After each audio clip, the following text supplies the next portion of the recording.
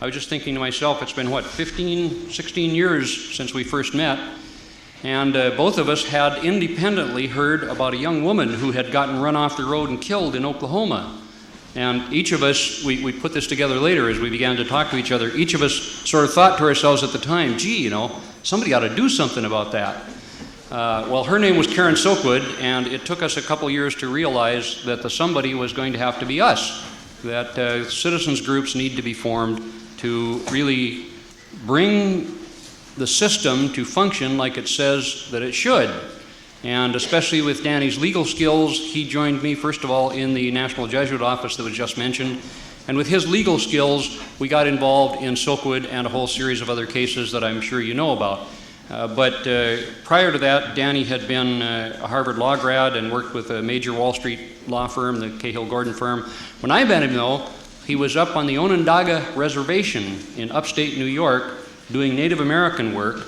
And I could tell by the fact that he got a big hug from one of the Native American women that this guy must have something going for him that the average lawyer doesn't have. So I was intrigued by that. I haven't been disappointed since then, and I'm sure you won't be tonight. Daniel Sheehan. Thank you.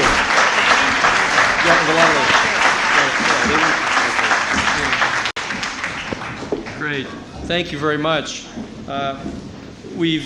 As you may know, we've just completed last week doing the oral argument in front of the 11th Circuit Court of Appeals in Miami. They have finally decided that they're going to review Judge King's order of 1988 stopping the major civil prosecution against Richard Secord and Albert Hakim and the rest of Oliver North's off-the-shelf enterprise. And we finally secured the oral argument and presented our case last week. And so while we're waiting now for the opinion from the court to remove Judge King from the case and to reopen the major federal discovery to give us subpoena power once again to pursue these men, we have sort of taken this time to come back out to see the folks around the country who've been supporting us in this campaign throughout these years, and to sort of attempt to ask the question of ourselves of how are we doing right now. There's a major concern, to state the least, among a lot of the people in the peace and justice movement in light of this latest massive display of firepower in the Middle East, in the biggest arms exhibition of many, many years. And so that it seems at this point of the Easter season and the Passover season, the beginning of a new celestial year, that it's the time when people reappraise where they are and how they're doing. So I wanted to come out and help evaluate ourselves in the peace and justice community to answer this question of how we're doing it. It always reminds me when someone asks a general question like that, of, well, how are you doing? It reminds me of Henny Youngman, when Henny Youngman used to be asked, well, how's your wife? And he always used to say, compared to what? And so we have to ask ourselves at the outset of a discussion like this is when we're asking how are we or how are we doing, it has to be compared to what? According to what standard? You know that, for example, a lot of people are very much into saying, well, are you better off now than you were last year at this time? Or are you better off than your parents were? You hear an awful lot about. Or are you sure are a lot better off than most anybody else in any other country?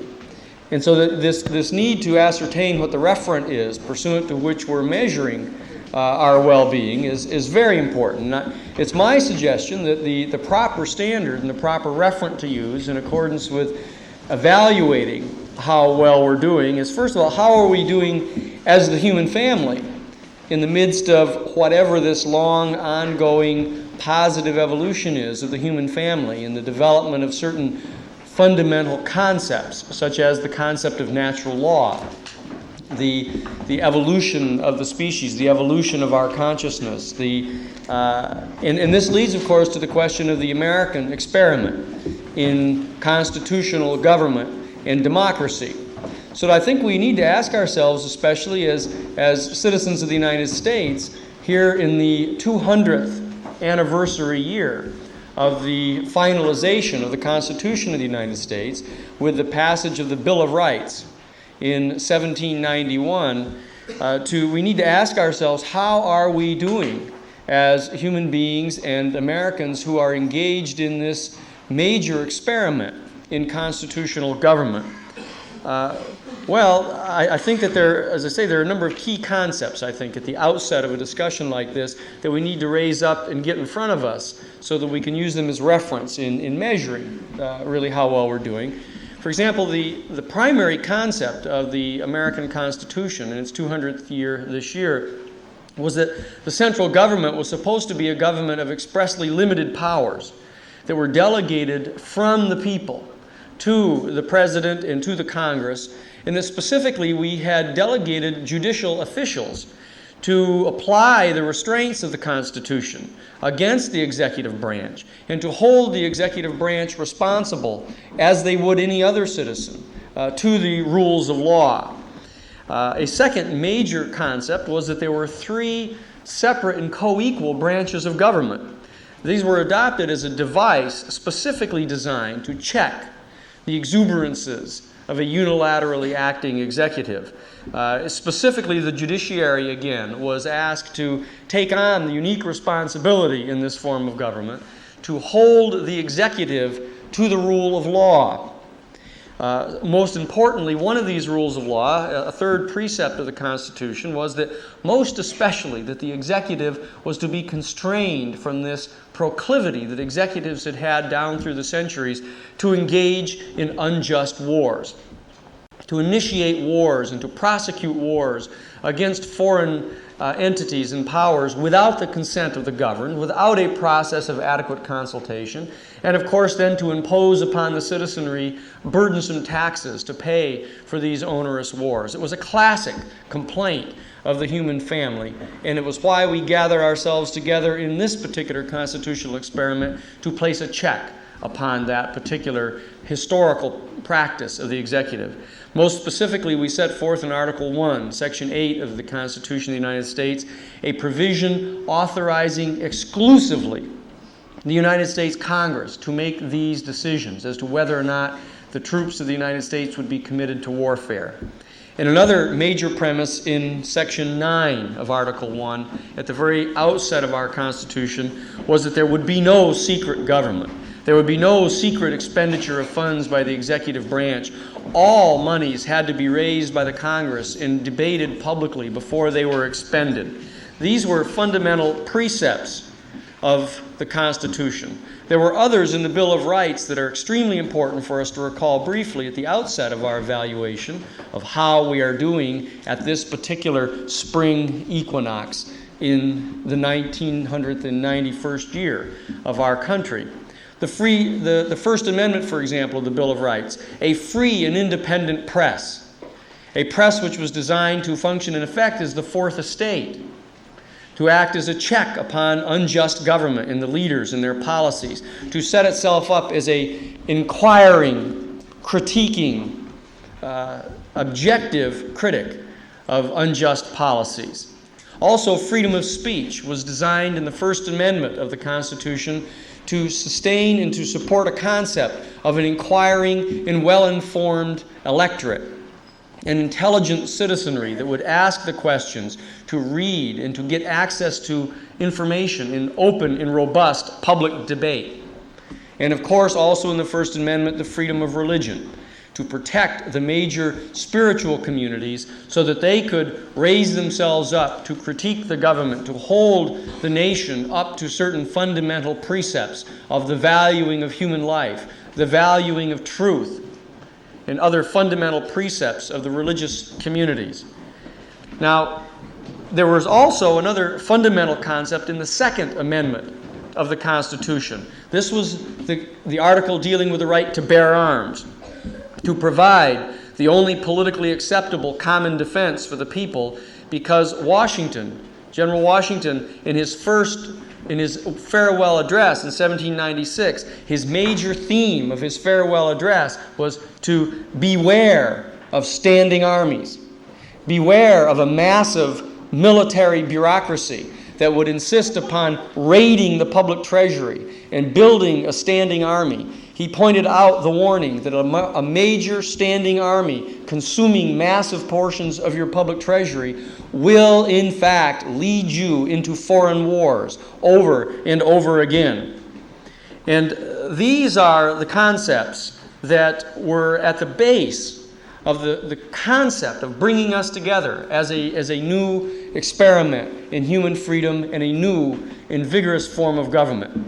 So it's in this context that I would like to ask here at the spring of 1991 of how are we doing? Now, I have a little bad news and I have a little good news. You always ask, which one would you like to have first? And it reminds me of that old story of the man who would come in every spring at the spring equinox. He would come and have his medical checkup. He came to the doctor and had his medical checkup this year and gets all done, and he says to the doctor, he says, "How am I doing?" And the doctor said, "Well, I've got a little bad news and I've got a little good news. Which one would you like first?" So the guy says, "Well, gee, give me the bad news first, and then let me hear the good news. What's the bad news?" The doctor says, "Well, you have an incurable disease, it's fatal, and you'll be dead by the summertime." The guy says, "Well, my God, what's the good news?" The doctor turns to him and says, "You see this beautiful young nurse over here? She and I are going to be married in June." So, you see, Ronald Reagan and George Bush thinks things are fine. They think that everything is going great, that they're preparing for a wedding feast. They're dancing to a wedding song, sort of sung to the tune of 1,000 points of light. Specifically, I think, to 10 specific shining points of light in their particular constellation. The first of which, of course, is the Persian Gulf War. Yellow ribbons all across the country. Everyone's celebrating. 92% to down to 87% at the worst. Positive ratings. Operation Desert Rainbow throughout the country. Secondly, George Bush thinks that he not only has the American public wrapped up in a yellow ribbon, but also the Democratic Party. And therefore, all you hear is drones of a funeral dirge, basically, for the Democratic Party in 1992, that they'll be wrapped up in a yellow ribbon and delivered in the second biggest juggernaut in the next 2 years. And the third issue is that the Soviet Union is basically collapsing, falling apart before the very eyes of the Republican Party. The communists are collapsing everywhere across the globe. The West has finally won the Cold War. 45 years of massive, repeated military spending has finally been justified.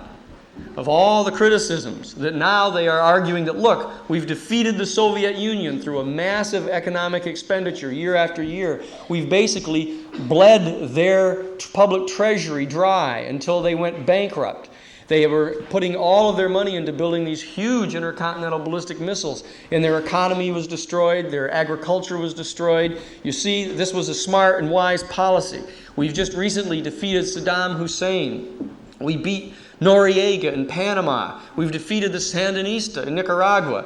The only one left around now for us to defeat is Castro. And even that, the mayor of the city of Miami is now having the police department go through special drills to prepare for the massive celebrations in the streets, in fact, for the imminent downfall of Castro and his regime. And of course, Germany has been reunited. It's better news for some people than others. And the Berlin Wall is down now. The European Economic Community is now coming to the fore, and they're inviting both President Bush and President Gorbachev to come to their summit conference in the spring of 1992.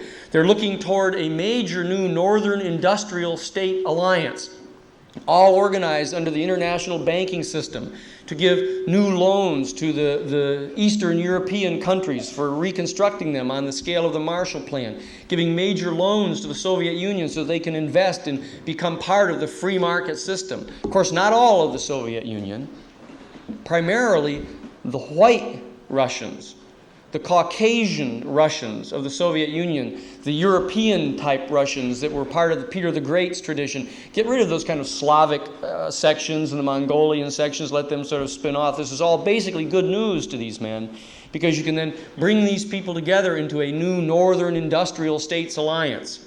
This is all good news to them. And of course, a great piece of news that the Patriot worked and that the Scud didn't work.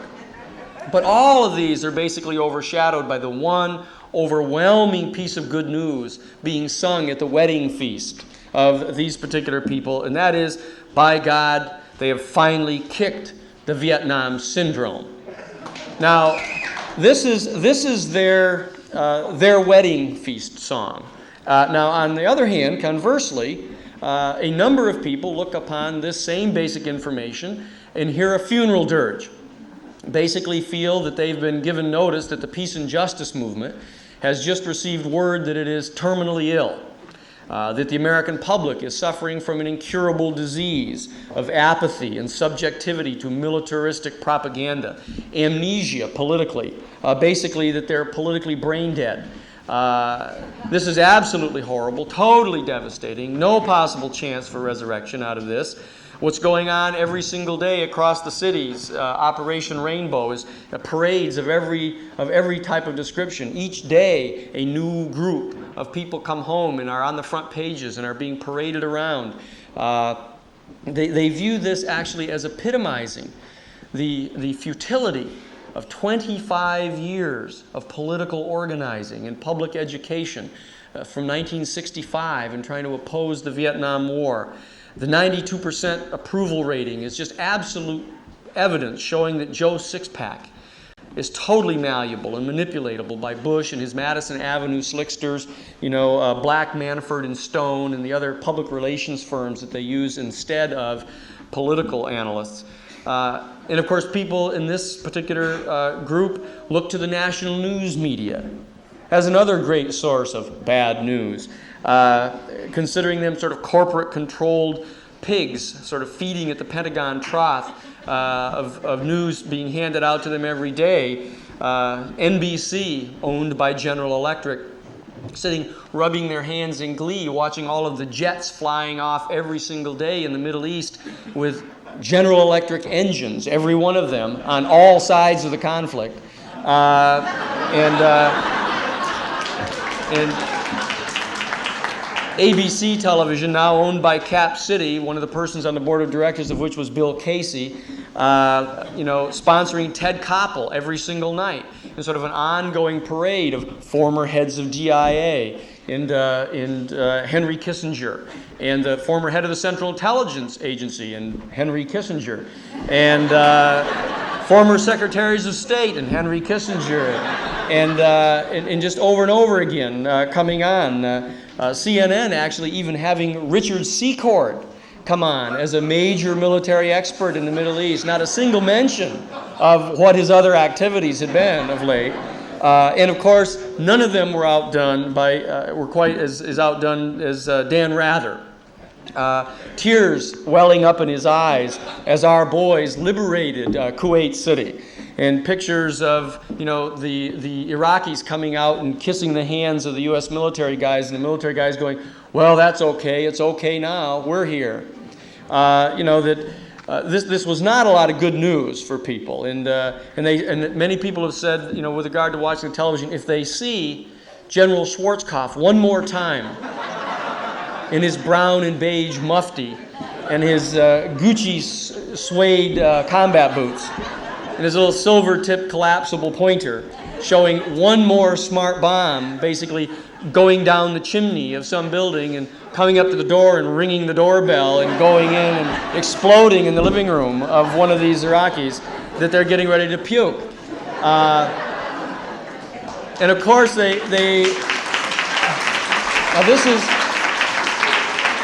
this is all in the context, of course, of the ongoing funeral dirge of this particular sector of the community, then turning around and saying, well, isn't there some better news around somewhere? Like, how about the savings and loan corporations?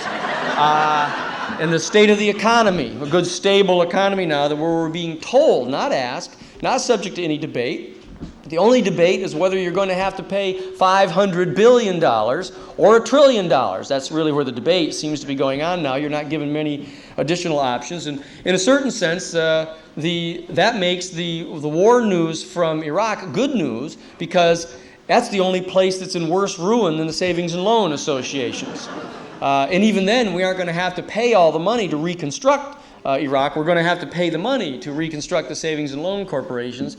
But of course, then there's a nagging understanding that this $500 billion to $1 trillion ticket isn't really going to be used to reconstruct any kind of bona fide savings and loan system. It's going to be a major subsidy to finance these same men buying each other's savings and loan banks and pretending that some serious resolution of this problem has been brought about.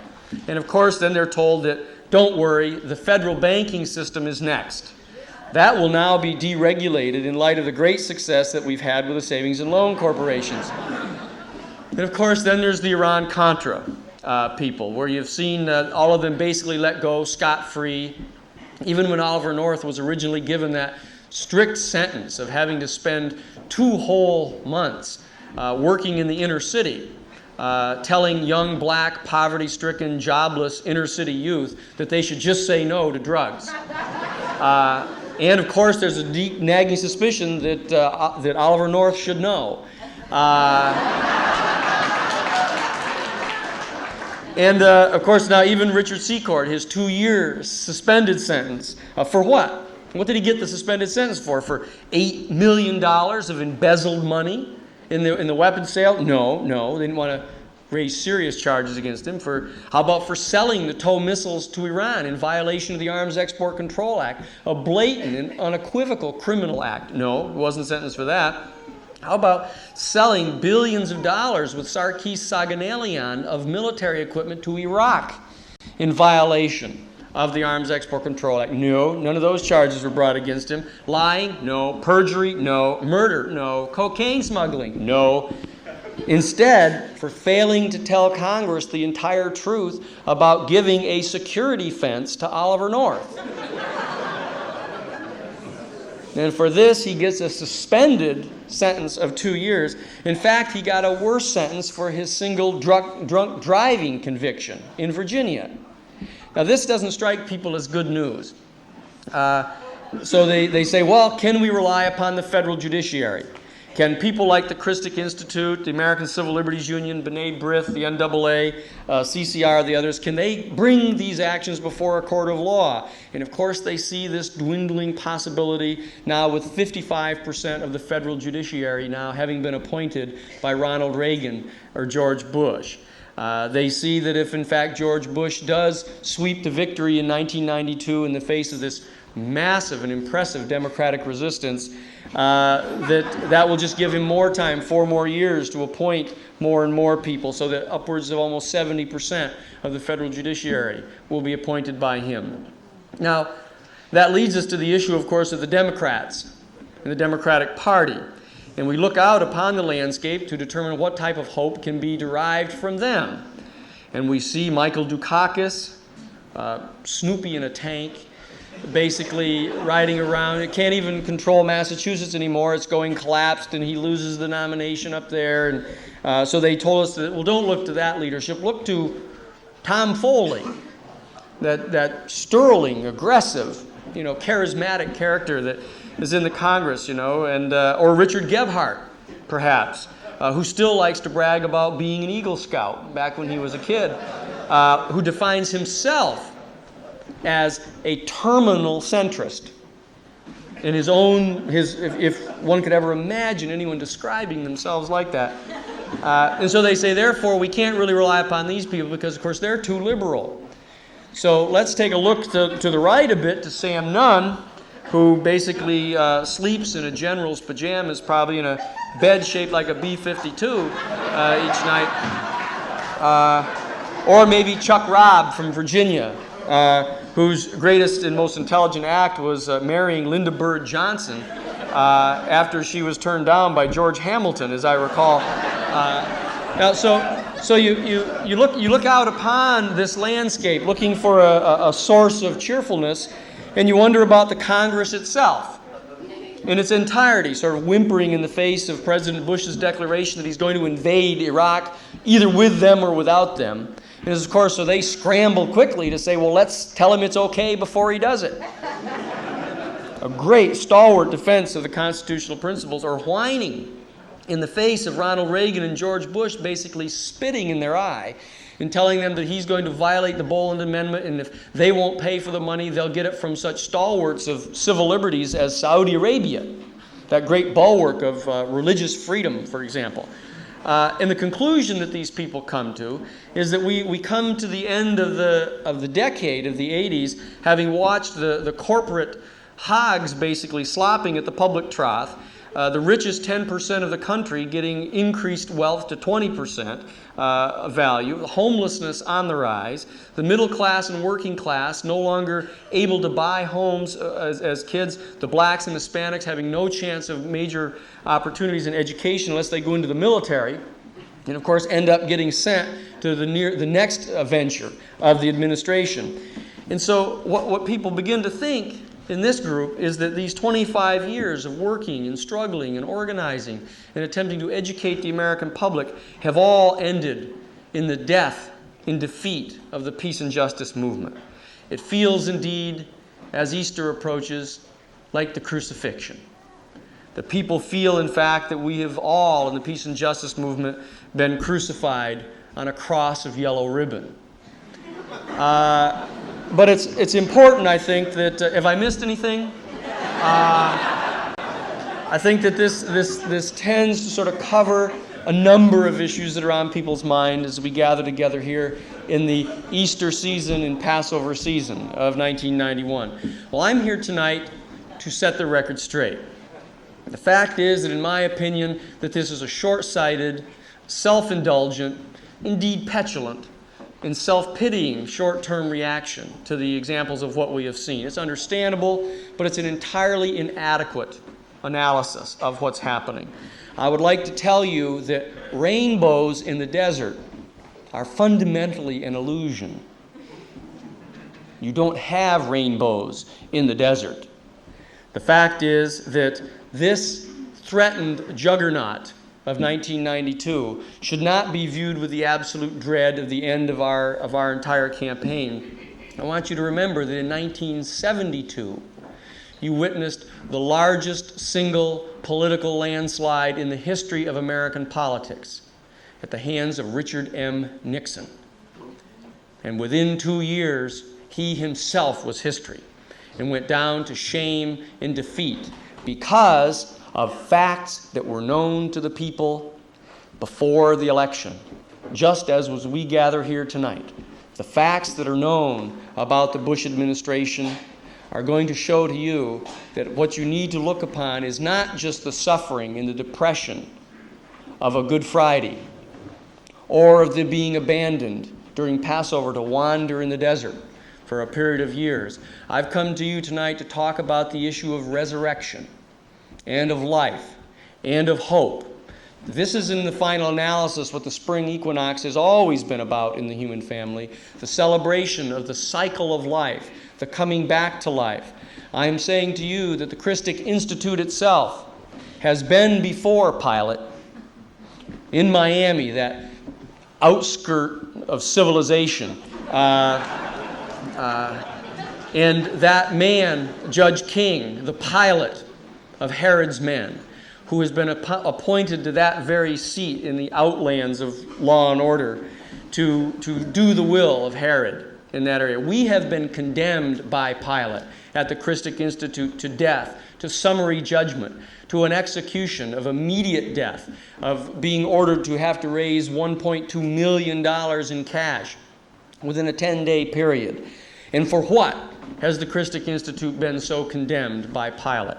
For speaking truth to power, to specifically holding up the state to public ridicule, pointing out that the citizenry should withdraw its absolute loyalty from this pagan administration, that in fact we have condemned them for their lies, for the murder of the innocent, for their imperial quests from their haughty capitals of marble domes.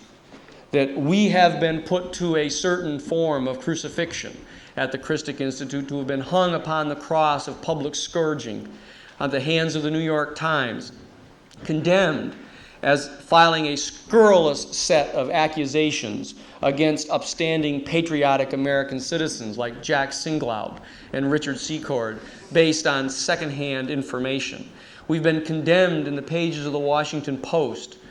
They actually went so far in a major editorial in the Washington Post to say that the Christic Institute's accusations against these men are so reckless and irresponsible that they've gone so far as to suggest that certain elements of the Central Intelligence Agency were actually working with certain elements of organized crime to assassinate Fidel Castro.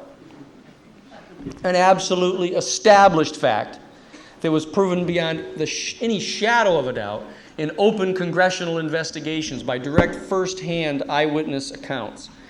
And we've been condemned for being the false messiah of the peace and justice movement in the United States, for falsely promising the soon coming of the Parousia, a coming of heaven on earth, the public revelation in a single lawsuit of the crimes of the state for over a 40-year period, all the way from the Kennedy assassination to Watergate to Vietnam to the Iran-Contra scandal, all wrapped in one major package, and presenting an opportunity for the American public to evaluate the criminal history of their own leaders and to bring them to justice, only to have been cast down by Pilate as a false prophet, to be condemned to be crucified, in fact, and unable to ever rise again. And indeed, they have even gone so far as to publicly release Barabbas, a murderer and a thief and a liar, the Oliver North of his own times. They've condemned the Christic Institute, and we've been hung upon the cross and left to die.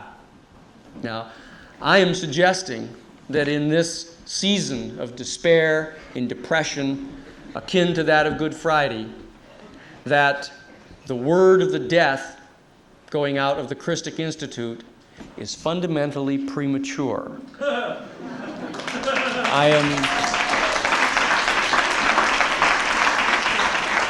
I am suggesting that it is premature to begin to wail and bemoan the demise of the Christic Institute and its lawsuit against the secret team, just as it is premature to start to bemoan and bewail the premature death of the peace and justice movement. I'm suggesting to you tonight that you join with us to put your shoulder to roll away the stone, to look into the tomb with me tonight and to see that it is in fact empty, that you need not look among the land of the dead for those who are still living, among the Christic Institute and the peace and justice movement of this country. And you can look upon the road to Damascus, where we are gathering to bring justice to this country, to look at the real situation that this man faces, that I am suggesting to you tonight that this man is in a situation that is very similar to the situation that confronted Richard Nixon back in 1972. That the great calls for a political juggernaut against the Democratic Party to try to outstrip the political avalanche of Richard Nixon of 1972 is nothing but the gathering storm clouds of a major catastrophe facing this administration. And I want to point out to you what the simple facts are so that you will know that what I am telling you, in the same way of what we came to tell you at the beginning of 1986 about the existence of this off-the-shelf, standalone criminal enterprise that we brought the news to the United States about, are true facts that you can rely upon. And I would suggest to you that this information is going to start coming out very quickly, because in last Sunday's liberal newspaper, the San Diego Union, their editorial page editor, Robert Caldwell, wrote as follows: America's stunning victory in the Persian Gulf War has left the Bush administration looking masterful and its critics looking simply wrong. Amidst the national euphoria, few seem to be interested in re-examining the diplomatic blunders that last summer led to and indeed invited war. This matter now cries out for congressional attention. What is needed is a full historical record to set forth a vital object lesson for this administration. Predictably, the Bush administration is resisting any congressional inquiry into American policy toward Iraq before Hussein invaded Kuwait last August 2nd. The State Department has rebuffed 3 separate written requests from 2 separate congressional committees seeking testimony from April Glaspie, America's ambassador to Iraq, on August 2nd. Keeping Glaspie under wraps, muzzled and incommunicado, makes very little sense unless the motive is not to adjust policy, but simply public relations. Now, as we gather here tonight, they have tried to overcome this by the administration offering April Glaspie to a friendly, private discussion among some of the people on the Hill, not embarrassing her by placing her under oath. And of course, having given them all of the time to be constructing false chronologies, false information, false documents, which this administration has demonstrated that is exactly what it will do when confronted with any kind of call for public accounting. But the editorial then goes on to list a number of serious questions that really need to be asked about what was really going on. And these are the questions that have now been raised by the Christic Institute prior to this in a major position paper that is available for you here tonight. And it is set forth called Covert Operations, the Persian Gulf War, and the New World Order. And what I want to do is to discuss these briefly with you tonight so that you can see that what really is going on is a very illusory celebration on the part of this administration and on the part of a very shallow analysis on the part of the American citizenry, which will not hold. In fact, what we will show you is that how we did this. The Christic Institute, when this incursion took place on August 2nd, we met with one of our investigators, a professional investigator of some 35 years experience, fluent in Farsi, who is familiar on a first-name basis with the leadership of the Saudi Arabian military, and used to, in fact, be one of the major advisors to the U.S. military mission in Tehran. And he said to us, Bill Davis and I met with him, and he said, look, there's a little event here that has just happened that you guys ought to take a look into if you really want to get to the bottom of what's going on here. Because immediately upon the incursion on August 2nd, the Arab nations called together an emergency Arab summit conference in Cairo, seeking an Arab solution to this problem. And all of the foreign ministers of all of the Arab nations came together in Cairo in August of 1990. And they gathered together, and on August 10th, 8 days after the incursion, the foreign minister from Kuwait, Sabah, confronted the foreign minister from Iraq, Tariq Aziz, on the open floor of the Arab Summit Conference. And Sabah from Kuwait pointed at Tariq Aziz from Iraq, and he said, "You nasty rascals, you guys undertook a unilateral military invasion of our country of Kuwait, and you ought to be thrown out of here. You guys are really nasty guys, and you better get in big trouble for this." Well, Tariq Aziz, in front of the entire assembled Arab leadership, pointed at him and said, "You had better be extremely careful about what you say to me in public, because we have copies of transcripts of your meetings in the foreign ministry in Kuwait with representatives of the American Central Intelligence Agency in planning a covert operation directed against Saddam Hussein." And the foreign minister of Kuwait passed out, fainted dead away, crash on the floor like that, feet in the air, robes rattling, down he went. Now, this turned up on page 24 of the New York Times a little bit later, but our investigator said, you should look into what this guy is talking about here, because there's really serious trouble here. So we contacted some people, for example, with the National Council of Churches. There is a Middle East division of the National Council of Churches that Bishop Browning, the Episcopal presiding bishop, is in charge of. And Bill Wiffler and a number of other people work in this area. We contacted them and began to do some research and some investigation into this area.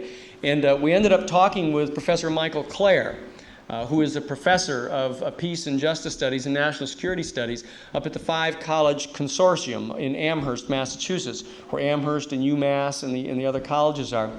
And he had been conducting an investigation since the middle of 1989 that demonstrated that in mid-1989, when President Gorbachev announced unilaterally that he was withdrawing from the 45-year Cold War, that he was going to be functionally, unilaterally disassembling the Warsaw Pact, and therefore bringing to an abrupt and immediate end the Cold War, the American citizenry in general viewed this with great exultation.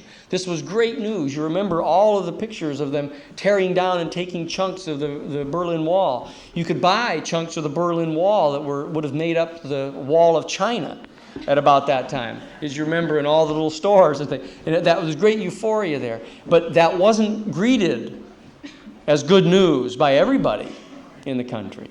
In fact, as it turned out, the leadership in the Pentagon and in the White House and in the military industrial companies around this nation who have lived for 45 years on the paranoia of this dialectic with Russian communism and their threat to take over the world, viewed this operation with horror.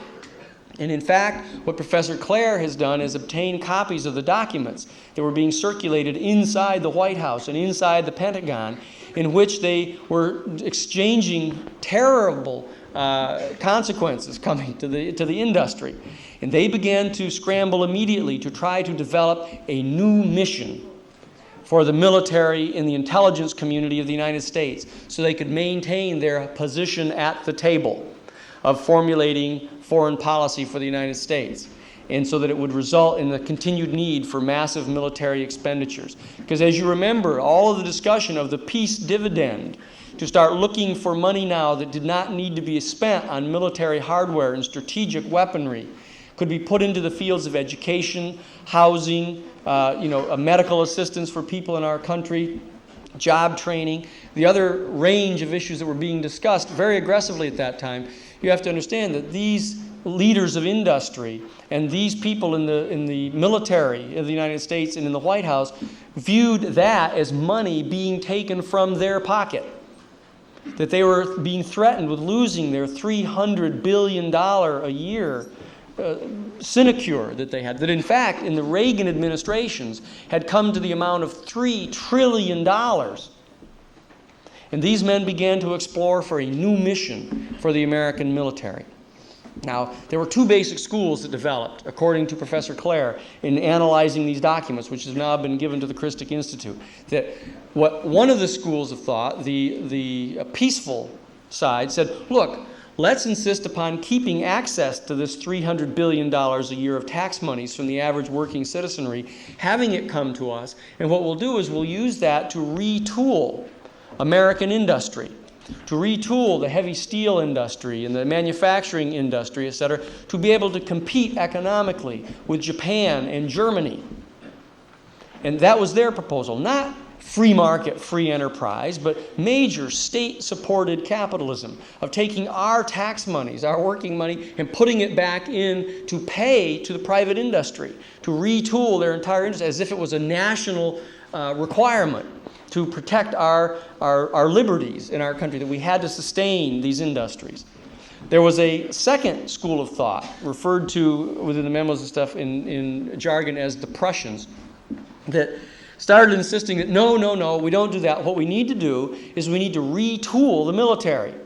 We have to admit that we no longer need to tool a major strategic war-fighting capability. We don't need intercontinental ballistic missiles, huge B-52 Stratocruisers, stealth bombers, this type of thing. We don't need that strategic kind of war-fighting machine, but we do need to retool our middle level or traditional war-making capabilities of tanks and regular fighter planes, etc. But most importantly, we need to retool for low-intensity conflict, because the new mission for the military is going to be to provide the military shield for the northern industrial states and their continued access to the strategic raw materials that are needed by the northern industrial states, stating it rawly and bluntly in two separate papers that we have here, one of which is the United States Army proposal called it's a January 1990 paper called A Strategic Force for the 90s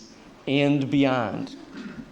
and a June 1990 paper from the Department of Air Force called Global Reach, Global Power.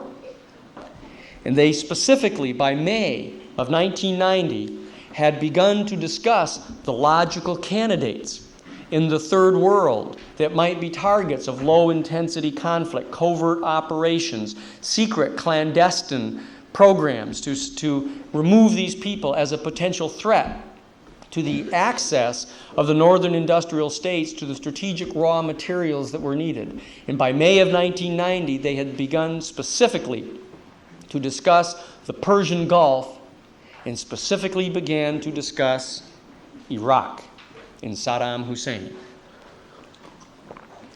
Now, this is by May of 1990.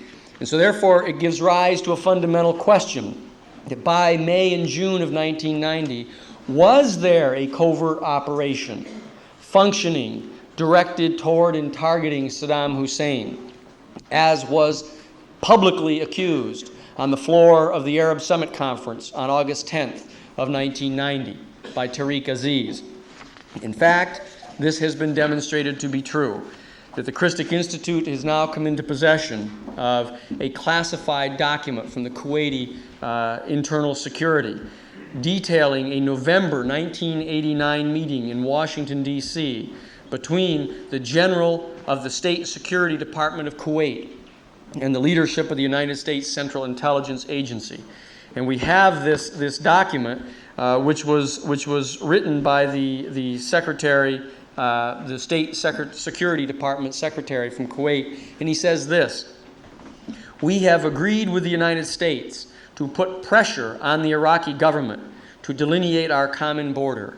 The Central Intelligence Agency has given us its view and the means to apply this pressure, saying that broad cooperation should be initiated between us and coordinated at the very highest levels." And what this demonstrates is that by May of 1990, there was a campaign underway being choreographed by the American Central Intelligence Agency and the Kuwaiti Foreign Ministry to attempt to apply pressure to Saddam Hussein. And it is in this context that you then need to begin to evaluate what the major strategic objective was of the military and of the intelligence community. So that when you see April Glaspie on July 25th of 1990 meeting with Saddam Hussein and stating to him that we had no, I'll get very specific about what it is that she did say. When, in fact, she met on July 25th with Saddam Hussein, she said to him in transcripts of this conversation, when asked by Saddam Hussein what the American response would be with regard to their border dispute, her quote was, "We have no opinion on such Arab-Arab conflicts, like your border disagreement with Kuwait. Secretary of State James Baker has directed me specifically to emphasize this instruction to you." The very next day, State Department spokesperson Margaret Tutwiler called a special press conference in Washington and brought in the national media. And the following exchange took place in this special conference. Question to Ms. Tutwiler: has the U.S. sent any type of diplomatic message of protest to Iraq about putting 30,000 troops on the border with Kuwait? Has there been any form of protest at all? Answer from Ms. Tutwiler: well, Mr. Kelly, that's Mr. Kelly, the Assistant Secretary of State for Near Eastern Affairs, John Kelly. Mr. Kelly has had more than one meeting on this very subject. Our ambassadors in the region are actively discussing the situation among themselves, but I am unaware of any type of protest in diplomatic jargon that has been communicated to Iraq. Question: do you happen to know if the U.S. has any commitment to Kuwait, to defend Kuwait, for example, against aggression? Answer: we do not have any defense treaties with Kuwait. There is no defense or security commitments of any kind to Kuwait. And on July 31st, 2 days before the Iraqi incursion, Assistant Secretary of State for Near Eastern Affairs John Kelly himself, the boss of these people, states in public testimony to the United States Congress that there is no commitment of any kind to defend Kuwait. The U.S. has no intention of defending Kuwait if it's attacked by Iraq. Now, you have to analyze those types of communications going into Saddam Hussein in the context of this particular scenario that's being developed, that is evidenced dramatically by these internal White House and Pentagon studies, naming Kuwait, naming them as a potential target for covert operations to justify the new mission for the military-industrial complex and for the intelligence community. And if anyone has any doubts as to whether they were self-consciously aware of this program, I refer you to Richard Armitage and the statements that he made to the Washington Times, the Reagan administration Assistant Secretary of Defense for International Security Affairs, and now the special Middle Eastern envoy for President Bush. And he states this in the Washington Post, in the Washington Times, two different newspapers. He says, "Those who so recently predicted America's imminent decline must now confess that the United States alone possesses economic, moral, and military horsepower to jumpstart and to drive international affairs." Now, and this is the man, of course, Richard Armitage, who personally helped deliver the missiles, the TOW missiles, to Iran as part of the secret team. And that brings us to a very special set of information, which I think that you probably have not heard prior to this evening. The Christic Institute is now in possession of formerly classified Central Intelligence Agency transcripts of a specific conversation that took place between Oliver North, Richard Secord, and Albert Hakim, familiar names to us all, especially those of us who have been prosecuting these very men as part of the secret team for this time. A conversation going on between them on October 29th of 1985, in the midst of the negotiations with the Iranian Second Channel, a relative of Rafsanjani, the man with whom they were cutting the TOW missile deal, that in addition to promising to deliver to them the TOW missiles in complete criminal violation of the Arms Export Control Act and in violation of the prohibitions by Congress, these men agreed on October 29th of 1985 to overthrow Saddam Hussein. Specifically made the promise on October 29th of 1985 in certified Central Intelligence Agency transcripts of those conversations. And in 1986, Bani Sadr, the president of Iran's Revolutionary Islamic Republic, told the Associated Press that all of the dealings between Iran and this group of men were based on their direct agreement reached in late 1985 that Iraqi President Saddam Hussein would be driven from power by the United States. Now, this is the conversation that took place in, as I said, October 29th, 1985 in Frankfurt, Germany, between the leadership of the secret team working with George Bush and the Iranian government. And from that point on, they began, and prior to that, they began a major supply of weapons to Saddam Hussein. In fact, the secret team of Richard Secord, Albert Hakim, and Oliver North, and these men, along with Sarkis Saganelian, who are listed together, as you can see, in Oliver North's notebook, a page from Oliver North's notebook, Sarkis, Cunningham, Kleins, Secord, specifically running guns to Baghdad. And we're not talking about chump chains here, my friends. We are talking about $50 billion worth of military equipment being criminally communicated and given to Saddam Hussein. And why was it being given to Saddam Hussein? Well, therein hangs the tale, my friends, because this is the history of what went on there. This began back in 1953.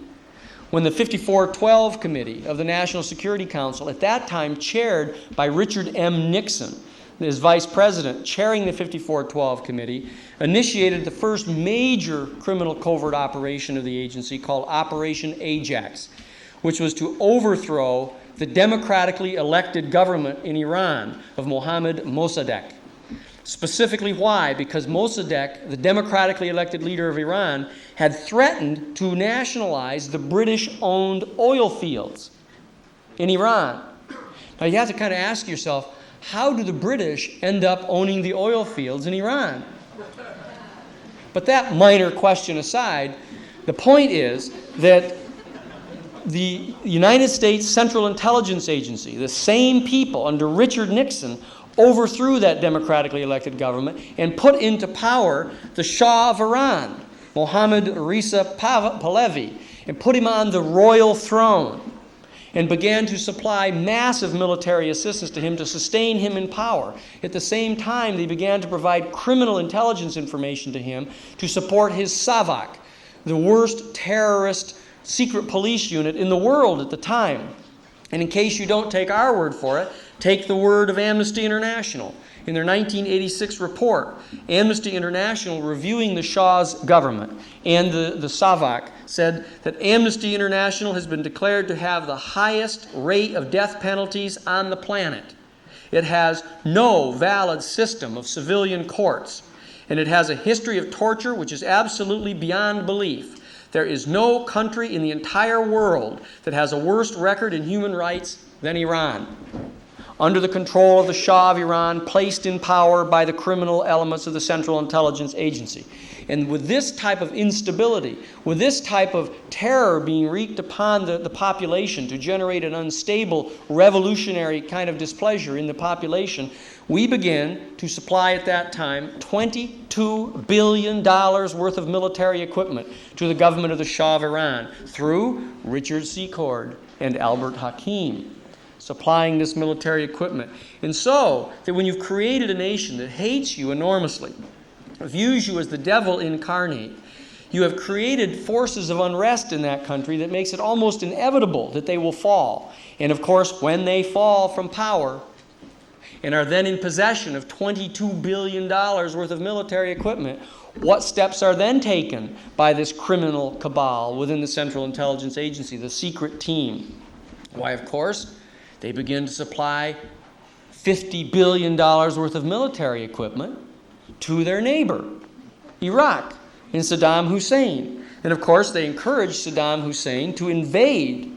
In the Reagan-Bush administration in 1980 specifically gave permission to Saddam Hussein to invade Iran because Iran was saying nasty things about the Reagan administration. That in fact they were insulting them and calling us the evil empire, etc. And so therefore Saddam Hussein went on and invaded Iran and began the Iran-Iraq War, for which he's been roundly castigated, as you know, by the administration, without their telling you that he did so at their behest. And that they, in fact, then began to supply him with masses, billions of dollars of military equipment in complete criminal violation of the law. They were absolutely forbidden to give military equipment to Iraq in the same way that they were forbidden to give military equipment to Iran. So therefore, they used the exact same secret team, the same off-the-shelf enterprise, to supply this military equipment to Saddam Hussein until they had created the fourth biggest military power on the planet. Why? To help crush the sixth biggest military power on the planet, which they had just gotten through creating through Richard Secord and these other men supplying $22 billion worth of military equipment to them. And then they decide that they need to send in 500,000 United States citizens and put them at risk to overthrow this government. And they try to tell us that they are intelligent men running an intelligence system. And what George Bush does is, what does he do? When faced with the unequivocal diplomatic reaction on the part of the United Nations, that one day after the invasion of August 2nd, the United Nations Security Council votes 14-0, demanding the immediate withdrawal of the Iraqi troops, and a few days later votes 13-0 to impose economic sanctions and to follow the diplomatic route, what does George Bush do? Unilaterally, with no consultation with the United Nations, no authority of any kind from Congress because they're on summer vacation, sends 250,000 United States military personnel into the Gulf. What? To protect Saudi Arabia.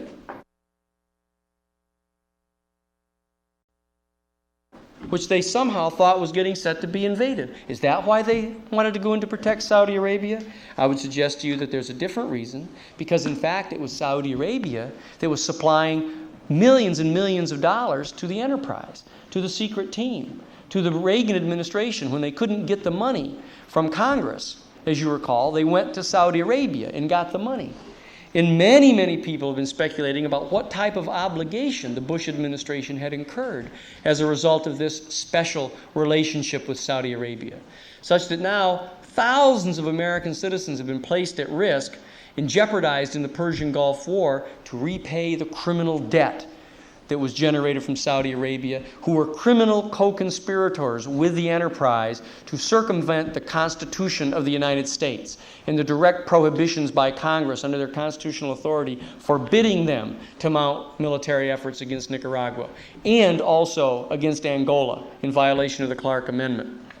And so George Bush then starts putting pressure on the United Nations, demanding that they give him the authority to invade, but stated publicly on October 30th of 1990 that he was going to send military troops of the United States in to invade and militarily oust Saddam Hussein from Kuwait, whether the United Nations voted to let him do so or not. Because he said he wasn't going to rely upon the United Nations. He was going to send them in to defend vital American interests. And that he was going to do so even if Congress didn't give him any authorization to do so, even though they have the exclusive authority under Article 1, Section 8 to declare war. And so what does he do? He sets upon telling the Congress he's going to send in the invasion troops, and then he goes and he starts to put pressure on the individual members of the Security Council to try to give him a resolution authorizing military force. And how does he go about doing that? I would suggest that you listen to the Reagan-Bush administration's Secretary of the Navy, not a liberal man, not a liberal general critic of the administration, James Webb, who states to the Washington Times that these UN resolutions against Iraq mean absolutely nothing at all.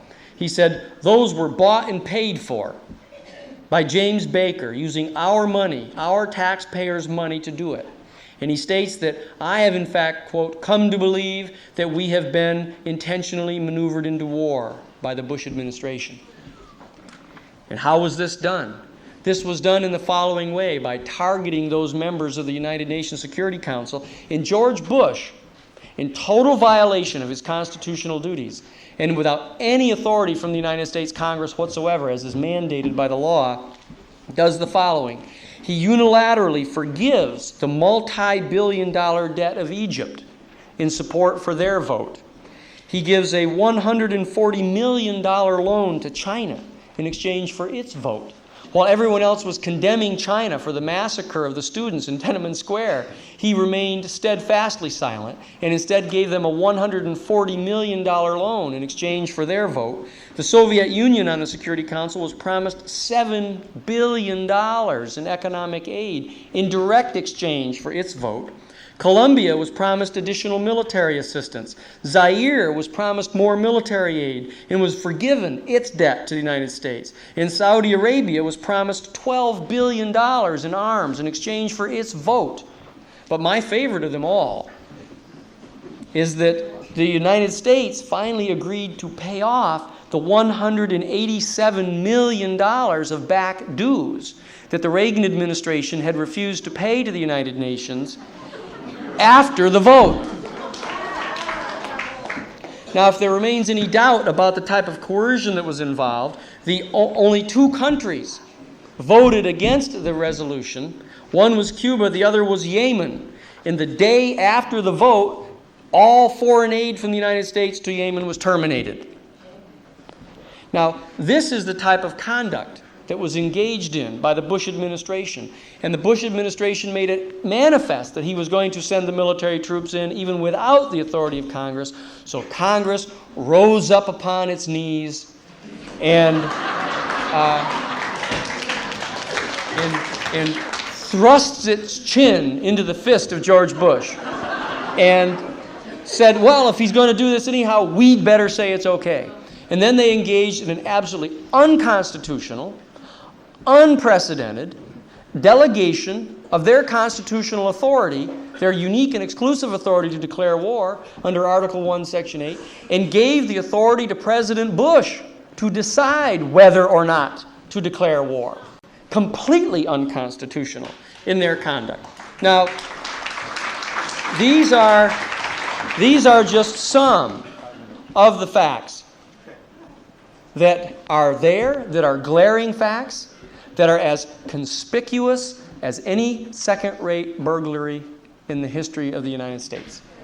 And this is information that is going to come to haunt this administration, because when the American public come to learn that they have been deceived, when they have been convinced that in fact the euphoria that they have been subjected to, and that the higher the euphoria, the better it is. Because when the people know that they have been betrayed, that their emotions, that their heart, that their sentiment has been befouled by a man like this, and manipulated by the very same criminals that brought us the Iran-Contra crisis, that sold the missiles to Iran, are the men who sold $50 billion worth of military equipment through the same criminal combination to this man, Saddam Hussein. The American people are not going to tolerate that. And just as in any trial, the happiest moment that I have in any trial is when the other side has put on their star witness.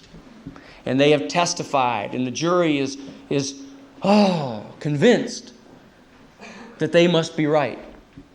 When you have taken that person apart, and you have demonstrated that they have willfully misled that jury, that they have played upon the emotions and the belief systems of that jury to try to falsely convince them, in this case, that they have been participants, finally, in their generation, in at least one just war. That these people will recoil from this administration. These people will hold these people to account for what they have done to the American people. And we are going to participate in that because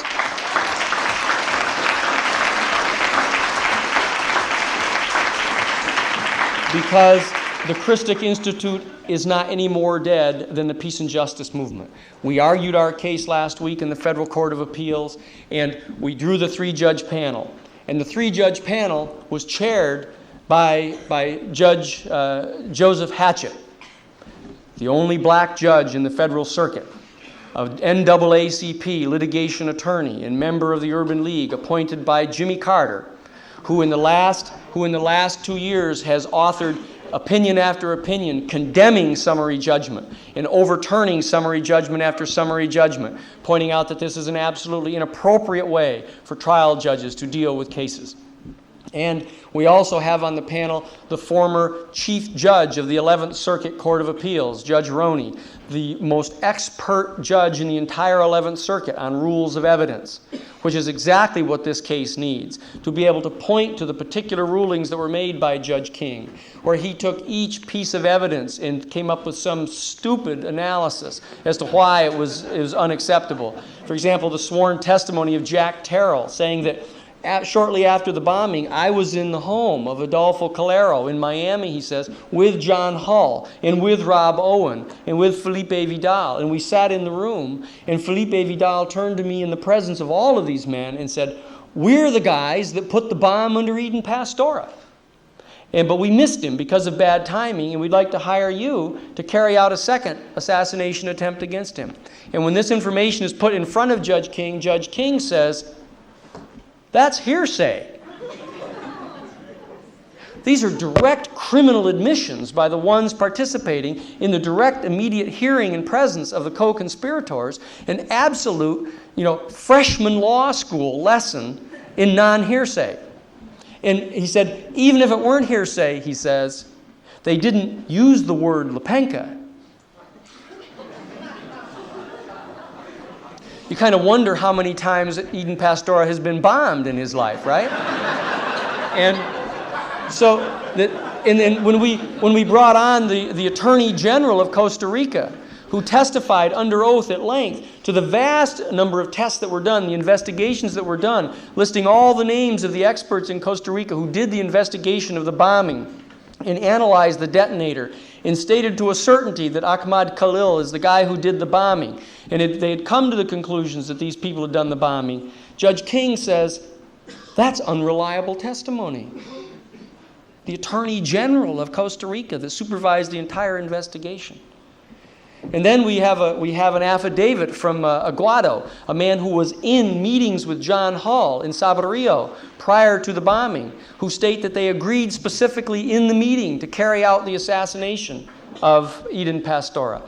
And the judge says, well, that translation that you have of that hasn't been certified by an officially recognized Miami court reporter. So then when he goes through this entire process, he says, thus ignoring 15 other separate pieces of evidence about the bombing, he said, I find that you have no evidence here at all. I find that no rational person could possibly believe that John Hall had anything to do with this bombing. Now, this puts him in a somewhat embarrassing position in light of the fact that John Hall now stands indicted for first-degree murder for the La Penca bombing by the Costa Rican federal government. That John Hall, on the same evidence that was put before Judge King, stands indicted for massive cocaine smuggling and first-degree murder and is the subject of an extradition warrant now, seeking his extradition from the United States to be returned to Costa Rica for first-degree murder trials. Now, it puts Judge King's position in a slightly embarrassing situation, and I think that the Court of Appeals recognizes that and is aware of the fact that if any pretense of integrity is to be maintained in the American judicial system, that they cannot sustain a judgment of that nature on the basis of the evidence that is before the federal courts as we gather. So I am telling you that we are coming back from some ostensible death, that we have not passed from the scene, that you can meet us on the road to Damascus, that we are on the road to Miami, and we will bring these people to justice. And I'm telling you that the peace and justice movement is not dead in this country, because the information that I have set forth to you will be brought to the American public. It will be set forth to the American public. And when in fact we all gather together this time next spring, we'll be able to say, we in this country are doing fine. Thank you very, very much.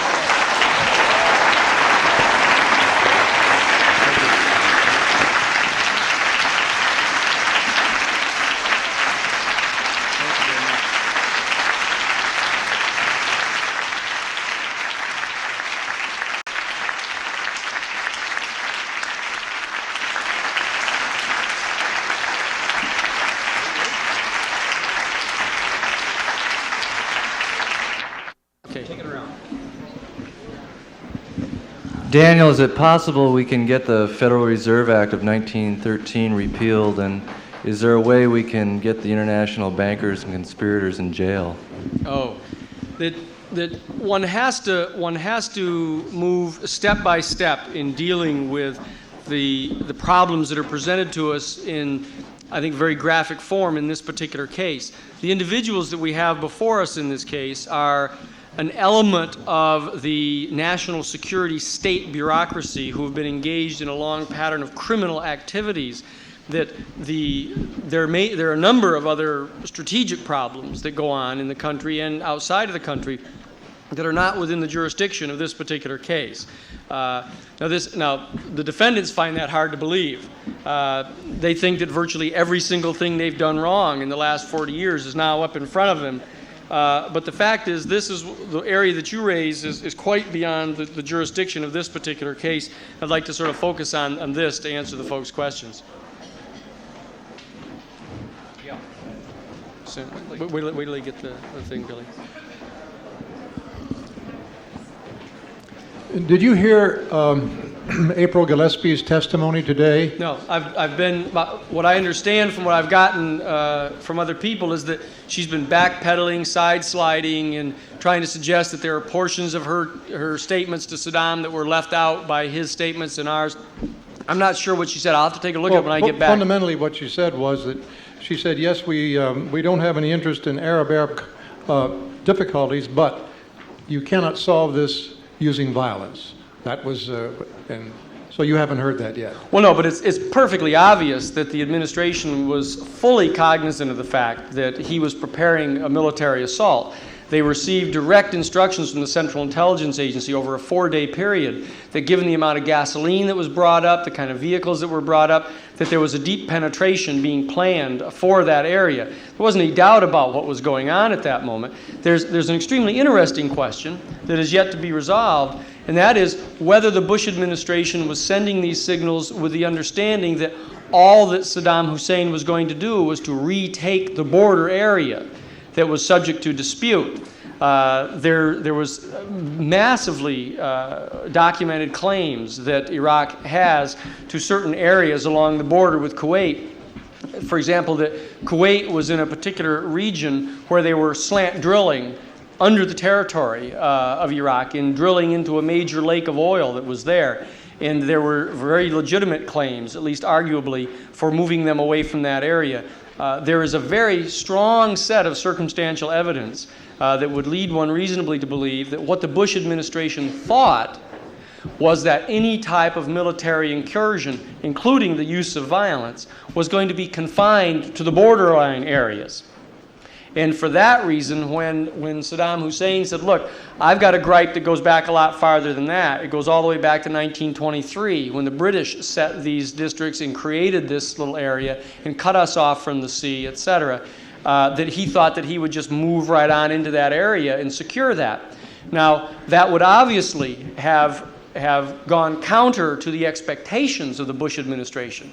But there can be very little doubt at all, I believe, that the Bush administration knew full well that violence was going to be used and was sending signals that that violence would be acceptable as long as it was confined to a certain area. Now, what I think Saddam Hussein did is in seizing the entire territory of Kuwait, he would have kept it if in fact there was a complete falling away of any resistance. But what he was attempting to do, I believe, was he was attempting to barter, to say, look, the land that we hold right now is no different than the land that's held by Israel in the Palestinian area on the West Bank. That what we have done in ignoring United Nations resolutions is no different than Israel did in continuing on into Damascus and into what they did in Beirut. And the fact is that it's no different than what the United States did in going into Panama. And what I think he was attempting to do, he was attempting to substitute his leadership for, as an alternative to, Islamic fundamentalism on the part of Iran. You recall when Iran undertook their competition for the leadership of the Arab world, they condemned the United States and the West as the great Satan, attacked them culturally for all types of religious failings on the part of the Western leaders, and basically held themselves up as the Islamic fundamentalist leadership of the Arab world. What Saddam Hussein was doing was quite different. He was holding himself up on a somewhat more objective standard of saying that if in fact international law is going to be applied, it needs to be applied even-handedly. And therefore, as long as he could at least hold on to that territory and assume that they would not use massive military violence against him and would negotiate, that he could then begin to barter and say that I will remove my troops from this area in a major peace conference if you can get on the table of the peace conference the issue of having Israel withdraw from the West Bank. And if you can get the issue of Beirut and of Lebanon dealt with. And so that his effort to raise himself up as a new leader for the Arab world was much more subtle than is being pretended. There's no rational support for the proposition that he was intending to invade Saudi Arabia. There's the accusations that he's some kind of slavering maniac of some sort that's sort of bent upon major Middle Eastern hegemony is not true, and they know it's not true. But they aren't able to really acknowledge that they were basically willing to allow him to use military violence to secure a part of the border that he had some just claim to, but simply got hoodwinked. But whatever the answers to those questions, they will not be forthcoming from the administration. They're going to have to be pried out through cross-examination under sworn testimony. I mean, there's not any reason in the world to believe that April Glaspie is going to tell the truth. To come forward and simply say, oh, look, I'm not under oath, I'm not required to provide any documentation for what I'm saying. You have an administration right there, the national security agent of which constantly constructed fabricated chronologies of the entire Iran-Contra episode, who destroyed papers, who fabricated information. Now, the credibility of the Bush administration and their staff is absolutely non-existent. In fact, it will, I think, be the subject matter of a major report from Bill Moyers. Bill Moyers, as you saw, did a recent report called High Crimes and Misdemeanors, in which he set forth in some detail the absolutely undebatable evidence showing that the Reagan-Bush administration was engaged in impeachable offenses throughout the Iran-Contra episode. And he listed in his February 25th special called Operation Censor the top 10 most important stories that have not been reported in the United States, the number one story of which was the direct personal involvement of George Bush in the criminal activities of the Iran-Contra operation. I believe that what you're going to see forthcoming, probably from Bill Moyers, is a High Crimes and Misdemeanors 2, which is going to be dealing with George Bush and what he has done. So there's no reason to inherently believe these people that are not under oath that they're perfectly capable of fabricating and constructing any type of rational sounding story right at the moment. And I wouldn't believe them for 1 minute at this time. Well, the other point would be, how do you see this, this story really coming out to the point where the American people will believe what you have outlined? I think that, again, I think that Bill Moyers is one of the bright hopes here. I think that you're going to see the information coming out, that when the San Diego Union starts to ask questions like this, it isn't because of their own investigative reporting, I can assure you. It's because of memos being sent from the Christic Institute, from articles being written in the Village Voice, from articles being written in other types of lesser newspapers, they're alternative media, from shows that are going on National Public Radio and Pacifica, that as soon as they know that an adequate number of American citizenry know this information, they're going to be compelled to come forward and respond. And the key is to get them in a context where they have to testify under oath. I mean, these people in the administration, in the Congress, think that if you place someone under oath, it's like calling them a liar. Well, you aren't going to call me a liar, are you, here? I'm not going to come. That's exactly what they say. I mean, it was just like Ed Meese saying, no, I didn't place anybody under oath, and I didn't ask them any questions under oath. I didn't require them to bring in any papers or anything like this, because this wasn't an adversary proceeding. This was just an inquiry. And when they were confronted with just a simple inquiry, they lied, they fabricated information, they destroyed documents, they did all of that kind of stuff. Because they believe that they're justified. They believe that they're seeking and serving a higher calling, the alleged national security of the United States. The national security of the United States that leads to 500,000 United States military personnel having to try to undo 35 years of criminal activity on the part of this off-the-shelf enterprise. That's a short answer to your question. Yeah. Oh, I'm sorry, we got to follow the mic here. Your optimism is heartwarming to someone who's had a cold heart over the last couple of months. It's just a little cool. It'll be all right.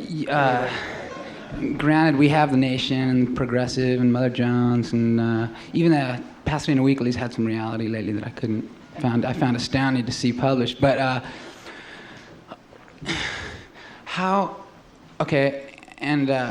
even if your suit does win, how can you really fathom the sort of incestuous relationship between the corporate-backed, press? How's that going to crack? I mean, I find it, because I have friends that are fairly progressive, but they think I'm a kook, for some of the stuff I talk about, and I'm addressing it from reality that I read. Well, I think that what you really need to do is you need to try to focus. It's the old classic of the Bobby Kennedy used to talk about all the time. Is you can look at a glass and it's half full of water, and you can perceive it as half full or half empty. And if you really focus, I don't mean to be trite, but if you focus on all the kind of negative stuff that's going on, you can become quite disheartened. But when in fact you see a guy like Bill Moyers putting on major nationally televised shows declaring that they're guilty of high crimes and misdemeanors, when you see articles appearing in the San Diego Union calling for a massive investigation of these things, when you see a group like the Christic Institute that has these men held right up in the docket of justice, and they're being confronted and charged with exactly what it is they're doing, and there's major shows such as Cover Up that is circulating, the videotapes are going around, we have alternative news stations and radio stations, we have alternative news media, and a very important positive sign is that the National Organization for Women now is engaged in holding hearings around the country looking toward establishing a new independent political party in the United States. These are you see the calling together of 50 of the top 501c3 public interest organizations in the country, from the Center for Defense Information to the Environmental Policy Institute to the National Organization for Women, the Christic Institute, to the other groups around the country who have spent 25 years, some of these organizations, analyzing these important public policy problems. And you see now that on the one hand, while they are despairing, they're despairing only in the continued fruitless hope that the Democratic Party is going to do anything for them. And so in a certain sense, that's a very constructive type of position to come to. People are saying, I feel very disillusioned. Well, that's much better than continuing to be illusioned. You see, that's what disillusioned is. And that once you become disillusioned, which I think is the feeling that you're getting, that strange kind of almost depressed feeling that you're getting is one of disillusionment. And therefore, you have to shine the light now. You have to shine the light to help illuminate what's going on. And that's what needs to be done right now. You need to look at the establishment of a sunshine party. Instead of a shadow government, having a sunshine government and have it set up. And that's exactly what they're going to be doing now. They're going to be setting up a major national cabinet made up of the chief executive officers of the major public interest organizations. They're going to be setting forth concrete, positive proposals. No longer saying, oh, I think this is wrong with the Republican Clean Air Act, and even these recommendations by the Democrats are wrong in this way and this way. Instead of saying that, what's the positive program here? What is the full Clean Air Act, and what's it going to look like? And what businesses are going to be closed down because of that? What kind of toxic laws are going to be imposed, and what industries are going to be shut down because of that? And how are those workers going to be retrained? And how much public money is going to go into this kind of retraining? What type of national medical care program are we going to have? What kind of an educational system are we going to have? Not that we want to have. What are we going to have? We're going to get this. We've got to transmute that kind of attitude. It's not as though, and a lot of this is because a lot of the public justice movement and a lot of that is made up of people who sort of came of age in the 60s generation, from 65 to 75, people born from 1945 to 1963. And there's a certain extended adolescence about our generation, and such that we think that somehow we're still in a posture where going to this Congress made up of white businessmen and businessmen's lawyers, it's like going to your father and asking for the keys to the car on Friday night. Gee, Pop, can I have the keys? And he'll say, well, you can have them for a little while, and you can be back in a couple hours, and don't go off the block. That's the kind of response that we're getting. And so instead of saying, gee, gosh, shucks, Dad, what we say is, get a job, buy a car, go where you want to go. That's what you've got to do. You've got to be grown up. It's time to grow up. It's time for a whole generation across the country to grow up and to take the reins of leadership, to no longer ask these men what they're willing to give us, but it's time to take control of this country on the part of the people. Okay?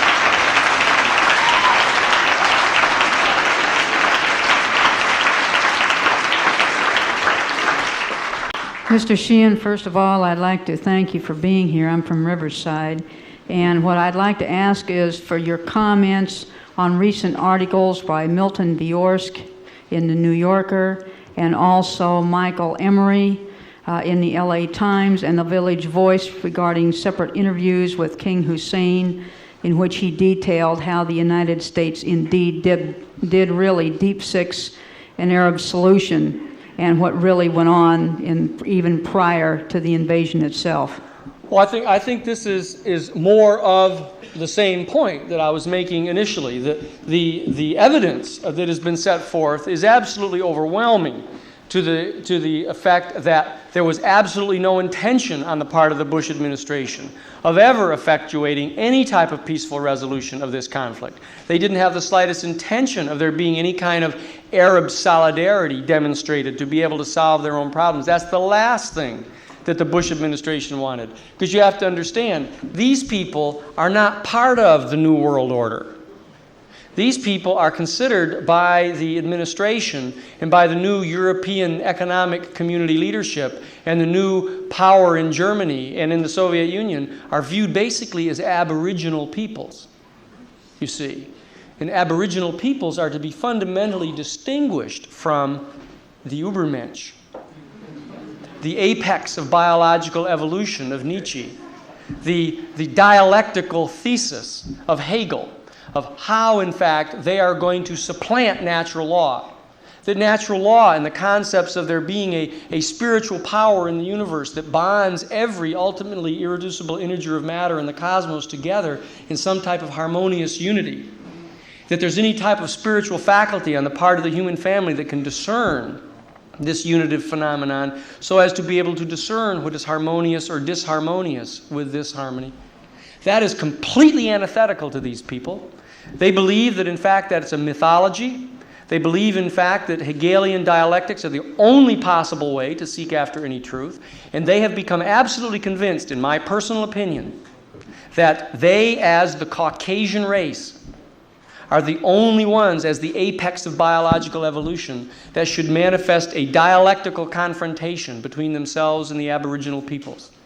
And they have developed a concept of political science for the state, pursuant to which the entire state should be organized in such a way as to gather together the tax monies and put them into the hands of this type of leadership.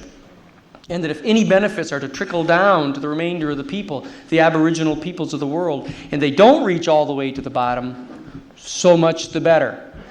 Because that's exactly what Darwinian selection is all about. That is the survival of this particular group of people.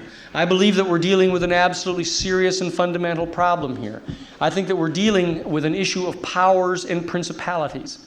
I think that we're dealing with people who are in a process of declaring war upon the spiritual world of the human family. That they, in fact, are going to declare war on the people of religious belief, the people of spiritual belief, the people who believe in sustaining life in this world, in supporting the environment, and living in balance with the environment. The consequences of their policies are not coincidental. These are not coincidental. They accuse the Christic Institute constantly of being conspiracy theorists. These are the men who believe that everything is a coincidence. And so what I'm saying is that these people have a certain pattern to what they're doing. It is not accidental that they're all these white male businessmen and lawyers in the Congress of the United States. It's not coincidental that the vast amounts of their money to sustain them each and every year in the elections comes from the massive corporate side of the country. And it doesn't require that one be a Marxist in order to have any insight into what it is these people are doing. Because in fact, the Marxists are also dialecticians who also reject the basic spiritual realm and the access of the Spirit to this and have paid the consequences for that. What we really need to understand is that the struggle is not between the state capitalists on the one hand and the state communists on the other hand in dialectical struggle. The fundamental struggle that is going on is between the people who believe in natural law, who believe in the fundamental power of the Spirit, the ability to have faith in the life-sustaining power of the entire planet, in the universe, against the men who would forge that beauty into power for themselves and to dominate and subjugate the rest of the people of the world. And that is why they will conceal this information from you. That is why they will not allow any Arab solutions to Arab problems, because this isn't an Arab problem. This is a problem that the Caucasians are having, getting the Arabs oil.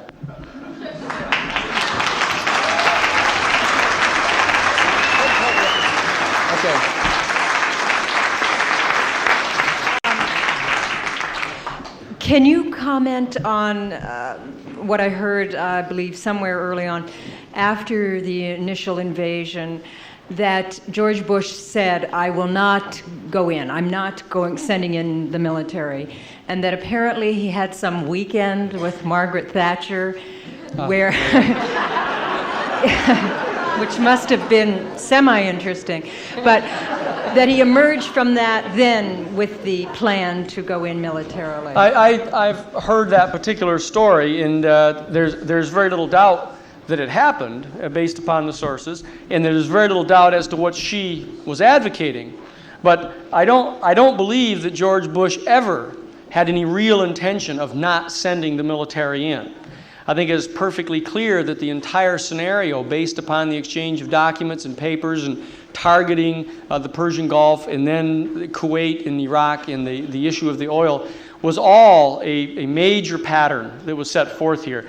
And I think that any time that he was suggesting that he didn't want to, I really don't want to have to send in. It's, a lot of this, please don't throw me in that briar patch.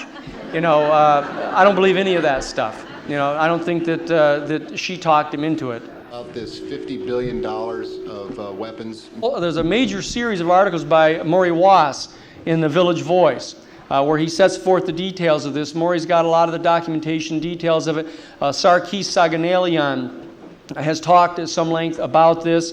The Iran-Contra committee has never looked into any of this. Just wanted to ask you what effect you think that the indictments handed down in Costa Rica will have on your lawsuit. Will they be admissible as evidence?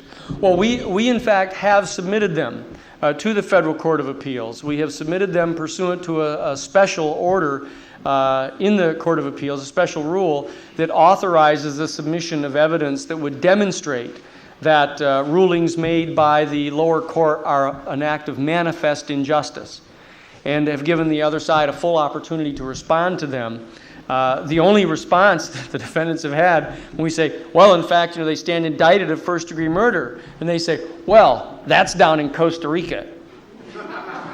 It's like, it's an indictment from all them beaners, down there. That's basically their position. I mean, Costa Rica, that has the longest sustained democracy in Central America, that's a major position of democracy and justice and everything else. They're going to be very, very hard pressed to suggest that is anything other than a thoroughly just and fair set of indictments. So that when we've submitted them to the court, we discussed them during the oral argument, and the judges sat right there and wrote down the names of the people that have been indicted and have that before them.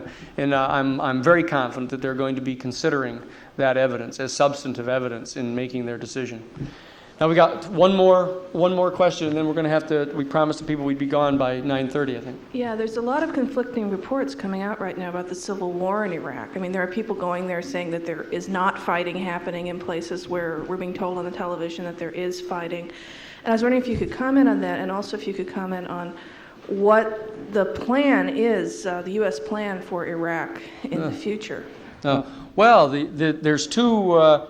There are two parts to that question. That one of the most serious dangers that obtain at the present time is that with closing all of the major media out of Iraq and giving massive play to all of this alleged fighting that is going on in there, what you see now, you're beginning to see little bits of pictures and stuff come out. They say, oh, look at this ravaged area, and they're using helicopters, and they're bombing, and they're all this kind of stuff. There is a very serious risk that a significant amount of the damage that was done by the United States bombing and the deaths that were caused are going to be falsely attributed to this type of civil war.